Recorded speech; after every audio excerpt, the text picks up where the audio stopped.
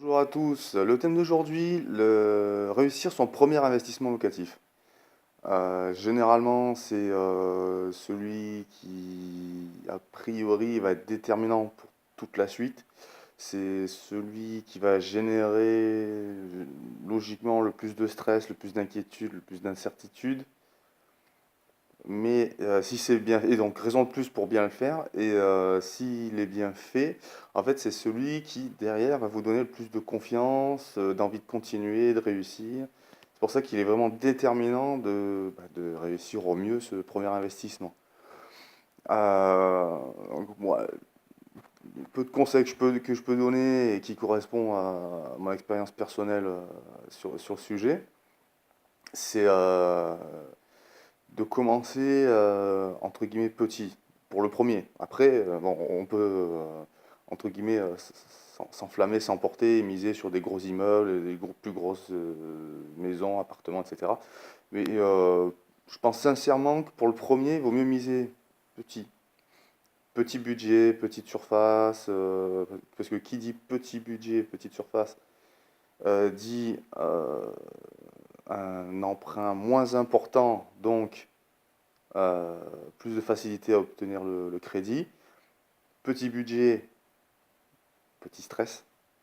Si vous empruntez 400 000 euros, bon, le stress va être à hauteur de l'emprunt.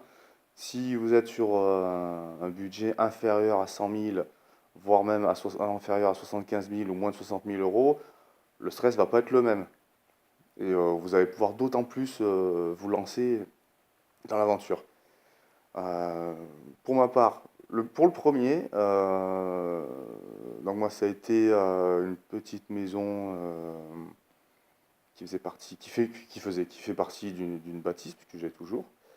Donc c'était le rez-de-chaussée de cette bâtisse, un T3 de 69 mètres carrés avec une petite cour devant, une petite cour de à peu près 40 mètres carrés. Il n'y avait pas beaucoup de travaux à faire. Il y avait une fenêtre à changer, euh, les radiateurs, un gros coup de peinture partout. Et qu'est-ce qu'il y avait à mettre? Ouais, un meuble de salle de bain, deux, trois éléments de cuisine, voilà, histoire de faire enfin, du propre, quoi, voilà. Pas du gros œuvre. J'ai fait un petit ravalement de façade, mais vu que la surface n'était pas énorme, ça m'a coûté un pot de peinture. Voilà, c'est rien.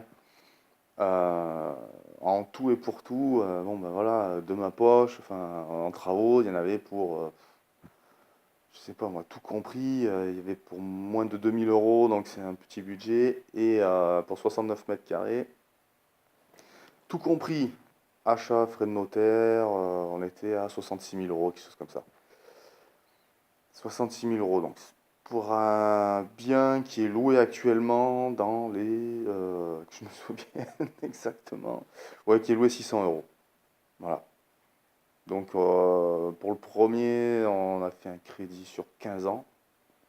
Je crois que d'ailleurs la banque qui nous a emprunté, enfin, qui nous a prêté l'argent de toute façon n'était pas trop motivée pour aller au-delà. Bon, moi, j'ai signé quand même, je me suis dit peu importe, le but c'est de l'avoir, de lancer la machine. Donc ça a été fait. Donc on se retrouve avec une mensualité de 470 euros, un loyer de 600, ce qui fait que ça couvre largement tous les frais. Et la maison, l'appartement a été loué aussitôt. Ce qui a permis de prendre confiance, de se dire que c'était vraiment le bon choix. Enfin, ça a été vraiment déterminant pour la suite. Et aujourd'hui, ben, en fait, je me retrouve avec donc un deuxième bien qui est en location. Et là, aujourd'hui, ce soir, je vais aller faire une visite pour un troisième bien qui, a priori, devrait faire l'affaire. On verra. Mais donc, moi, je peux dire que cette expérience était déterminante pour la suite parce que on s'est plein d'idées avant. On s'imagine tout un tas de choses. On passe par tout un tas d'états émotionnels. Et en fait, il y a eu beaucoup de stress tant que c'était pas loué. Mais du moment que ça a été loué, en fait, je me suis dit que j'étais dans le vrai, que j'avais bien choisi, que j'avais fait les bons choix. Et en fait, ça m'a apporté beaucoup pour la suite. Et notamment, le fait de gagner en volonté, en énergie pour continuer, et deux, de pouvoir corriger certaines erreurs, notamment sur la durée du crédit, euh, sur l'estimation du loyer, des petits détails en fait, mais qui prennent de l'importance une fois cumulés. Et c'est pour ça que je me dis qu'il faut que ce premier investissement, si vous êtes tenté par l'aventure, doit, voilà, doit avoir cet effet-là, un effet boost après, parce qu'on est hyper stressé au début, tant que c'est pas loué, et une fois que c'est parti, en fait, on gagne en confiance, on se sent entre guillemets invincible, ouais, ça a vraiment un effet coup de fouet, c'est comme la petite boisson énergisante, là, ça donne des ailes. C'est exactement ça, ça booste, ça donne des ailes, et ça motive à continuer.